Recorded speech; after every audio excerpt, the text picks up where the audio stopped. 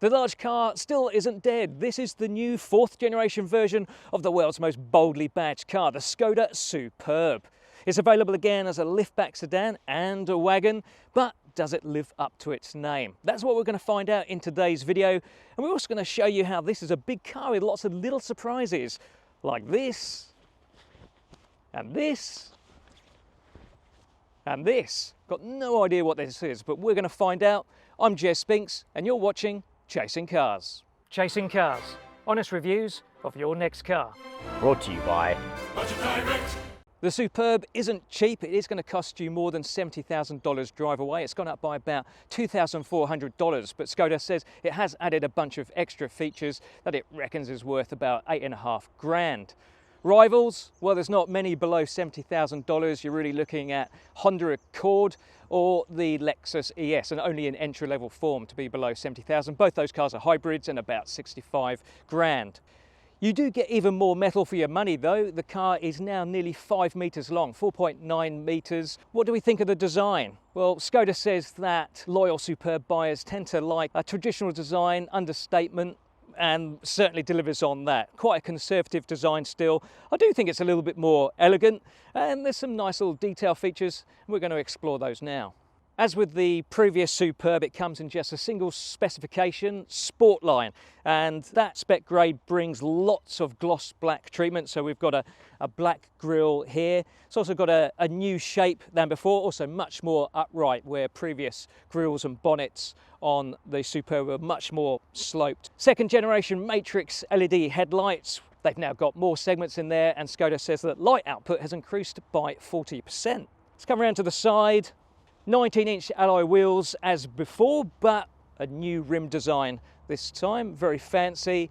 And again, more of this gloss black treatment, so the mirror caps, the window surrounds, and on the wagon, exclusively roof rails. Front doors, you get an umbrella again in the front door, not the passenger door, but that's okay. Very big and long rear door. The Superb has always been a car that's looked after its rear seat passengers. Wheelbase, well, that's actually the same as before, 2.84 meters. All the extra length of this new generation comes in the front and rear overhangs. It's about 43 millimeters.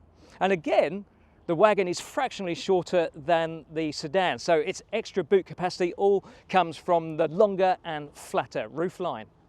And coming round to the back, we've got a rear spoiler on the wagon, and if you get the sedan, you've got the liftback hatch style body shape. LED tail lights and with a dynamic indicator. The Superb interior has been given a modern makeover. Looks much more contemporary than before.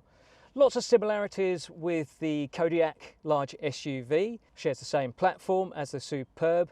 There's some relative flamboyance from the Skoda interior designers with this dash section along here that I'm kind of guessing is trying to mimic the moustache grille up front, but it has the vents on the sides here that are embedded into that quite cleverly.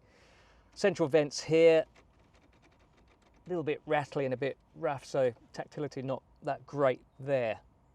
Being a Skoda and being a very big Skoda, of course, it is supremely practical. Now, something that Skoda's done for this new Superb, they've moved the transmission selector to a stalk behind the steering wheel, so the gear lever is gone, and that has freed up lots of space on the center console. So it's far more practical than before. So we've got a couple of lid covers here that go in different directions. So cup holders hidden in this section, and then in the front section you've got your 15-watt charging tray, a couple of USB-C connectors as well. Spot here for a key fob.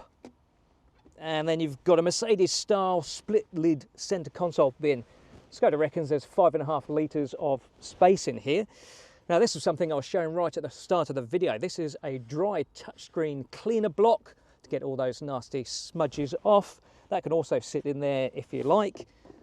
Comes with like this little elongated tray for storage.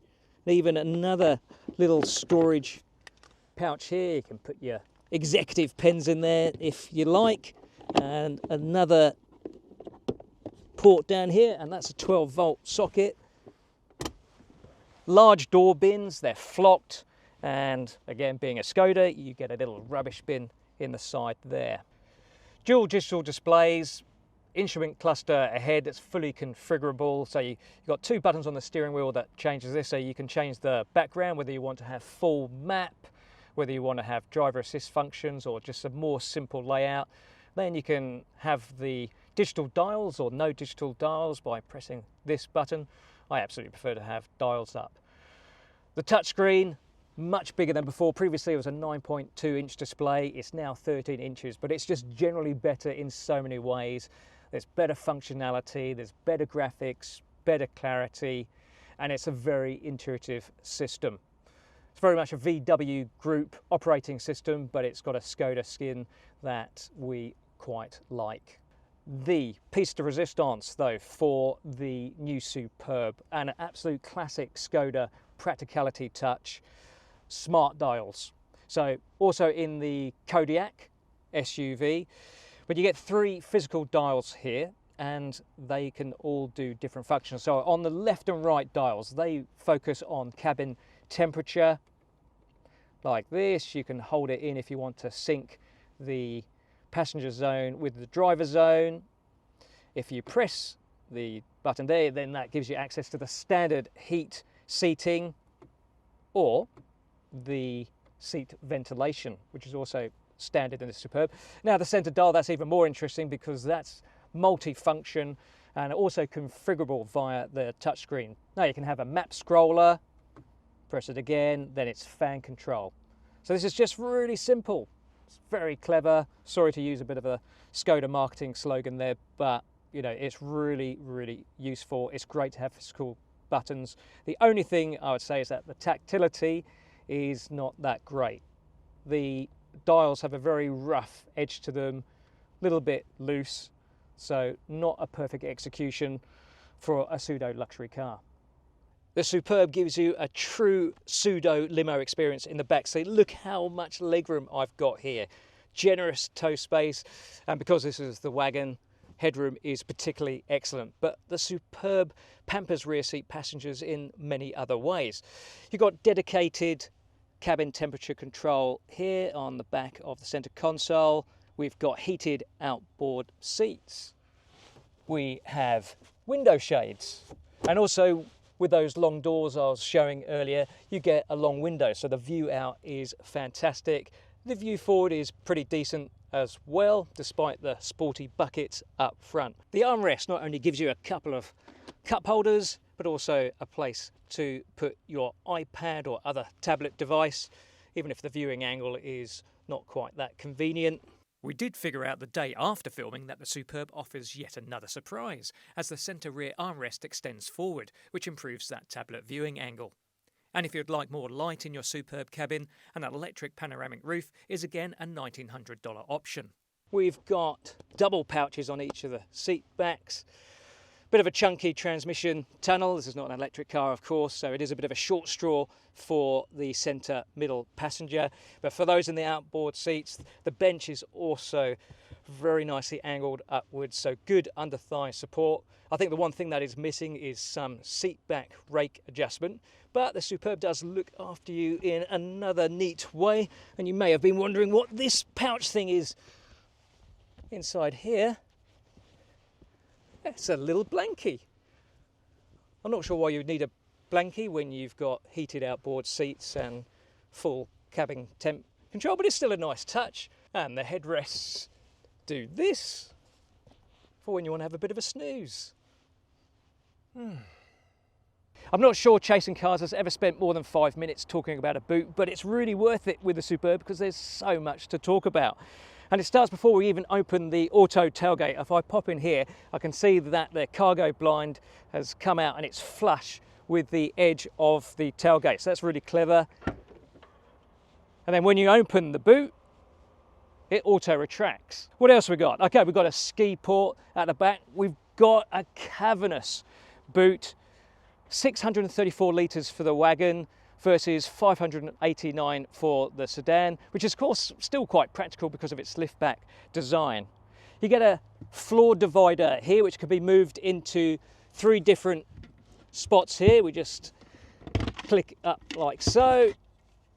We can move that into that spot. This is one of the little contraptions I was showing you right at the start of the video. So that just clips on here. And the idea is that you can, say, slide a box or something into this particular area and keeps it nice and secure. And then you also got lots of extra bits at the side. We've got Velcro dividers for the floor. Oh, we'll stick that one there, maybe stick that one there. Luggage net. Lots of side storage down here, a couple of straps. More hidden storage to the side here. We've got a 12-volt socket. We've got not one, not two, not three, but even 4 fold-out bag hooks here. We've even got release levers for the seat backs, 60-40 split. And you can also take out the cargo blind if you want to. You can store it under the floor. That's fantastic. And if you remove it, it also gives you access to one final trick we're going to show you. And that's like this little, I'm going to call it a storage hammock. Now, it's not the easiest thing to use, a little bit fiddly, but it folds out like this. Oh, I haven't quite figured out how to use it, but you know what? There's a QR code in the boot here, and if you scan it, it opens up a website. It's the Skoda website, and it's got lots of little video guides to using the Wagon's trunk. Clearly an American site, so sorry, boot. I'm going to check it out and show you how that actually properly works. Okay, let's start with the seats. Lots of electric adjustment and even a massage function. Now, I'm not normally a big fan of massage functions in seats. Most of them a bit rubbish, but it's actually pretty good in this Superb. Go right up and down the back, including the very lower back, and apply a decent bit of pressure. Not quite a full remedial massage, but you know, I think it's something when you're on a long journey. Bolstering is pretty decent. Wouldn't mind a bit of adjustment for the bolstering, so you could have a little bit more snug if you wanted it if you're in the mood for sportier driving. But generally they hold you in place reasonably well and definitely very comfortable. The manually adjustable cushioning extender, definitely a bonus. I've already done a 3-hour non-stop trip in this Superb from Canberra to Sydney, and very comfortable it was. So the Superb comes with an upgraded adaptive suspension, dual valve dampers. It's also equipped with that VW Group sliding scale, 15 stages of damper settings. It's really overkill. It's definitely an idea that was thought up by a marketeer rather than an engineer. You really don't need to change it. Maybe you want to choose one of the settings to put into the individual drive mode setting, but for me, I've been with this car for days now, and I just simply switch between comfort and sport. I don't even really bother with the middle normal mode. And it's easy to change the driver modes because those smart dials I was talking to you about earlier, you just rotate the dial so you don't really have to take your eyes away from the road. Another good addition to this Superb, it now has a head-up display, fairly basic, speedo, traffic sign recognition, driver assist if you want it. That's also configurable, so you can just have a speedo if you want to. So the important thing for the Superb is that, you know, you really want it to deliver excellent ride comfort, and it does mostly do that. It's not pillowy soft, and now look, the previous Superb in its comfort mode was probably a little too bouncy at times, but this new Superb suspension setup is definitely more about being controlled. So it's very focused on keeping the body flat. So it does smother most bumps without always being super cushioning, but the important thing is that it's a settled ride, and a settled ride equals generally a relaxing ride. So Skoda is chasing some police contracts with this new Superb, trying to pitch it as a car that's relatively low price and high performance. Of course, police forces are looking for alternatives to the once staple Commodores and Falcons. BMW 530Ds have become popular. So let's see if this Superb could make a good pursuit vehicle. So of course we're going to go from comfort into sport mode. We also see the transmission stalk change from D to S for sport. We'll use the paddle shift levers as well. Let's go.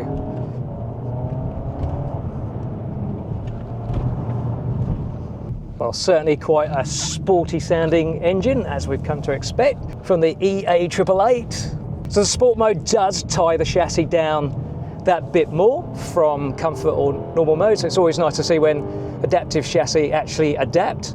Tip it in. The steering, it's on the light side, but it's accurate, and that lightness does help around town to make this big car very maneuverable. Is it agile? Oh, there we go, nice bit of traction out of the hairpin there with all-wheel drive.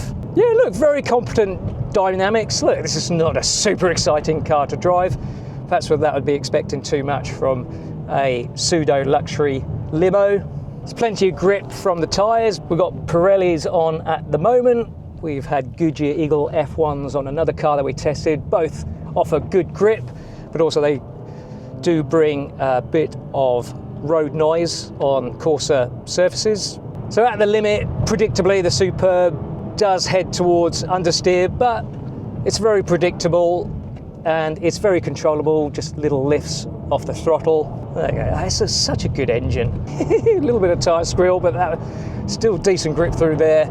Well, you know, police officers are one thing, but I think your regular Superb driver is not going to drive the car this way. And in other respects, the most important thing is that it's a comfortable, pleasurable car to drive. The refinement levels are excellent, apart from that tyre noise that can kick in on coarser surfaces, but you know, that's when you're really driving out on country roads more than around town, everyday driving. Superbs from the last decade or so have been powered by detuned Golf R engines. This time, however, it's an engine related to the one in the Golf GTI. So look, power is down a bit from 206 kilowatts to 195 kilowatts, but far more important for drivability of this Superb is that torque increases over the Golf GTI and also the Octavia RS, which also features the same engine. So up from the 370 Newton meters in those cars to 400 Newton meters, and that kicks in from just 1650 RPM. The engine mated now to a 7-speed DSG dual clutch gearbox. Previously it was a 6-speed, and that was also the dry clutch variety. This is the wet clutch, which is the superior DSG. It's just generally smoother than that 6-speeder. It does have one main vice still, however. If we come into this junction, onto the brakes a little bit and roll, just a little bit of that delay getting away, particularly when you want to get away from a junction quickly, so that's not quite ideal. But look, generally, even from low speed, it's a pretty good gearbox. And when you want to change gears faster, of course, that's where DSGs really come into their own.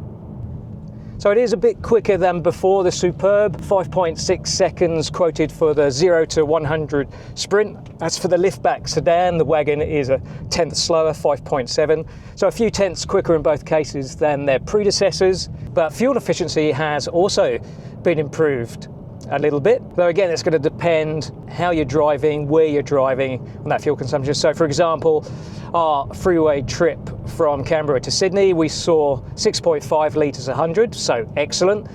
But then around town, with a couple of days of commuting, we were seeing about 11.2, which is not so good. If you do want a more fuel efficient Superb, well, there is a plug-in hybrid version on its way. Either late 2025 or early 2026. Skoda is not quite sure on the specific timing yet, but that PHEV version will team up a petrol engine and electric motor to bring lower official combined fuel consumption. We don't know what that figure will be yet, but we do know that the PHEV Superb will bring an electric driving range of more than 100 kilometers. So, is Skoda's flagship model truly superb? Well, it's certainly more sophisticated than before. It's unbelievably spacious. It's brimming with lots of little clever practical touches, and it's a real pleasure to drive. So, I guess it is. And the Skoda Excellent doesn't just quite have the same ring to it. Thanks for watching our Skoda Superb video. Don't forget to subscribe, hit the notifications bell, and don't forget to get into the comment section below. Thanks for watching Chasing Cars.